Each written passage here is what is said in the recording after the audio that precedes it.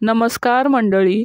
शिवा मालिकेतील आशू हे पात्र साकारणारा अभिनेता म्हणजे शाल्व किंजवडेकर हा त्याच्या खऱ्या आयुष्यात लग्नबंधनात अडकला आहे. शाल्व त्याची गर्लफ्रेंड श्रेया दफळापूरकर सोबत लग्नबंधनात अडकला आहे.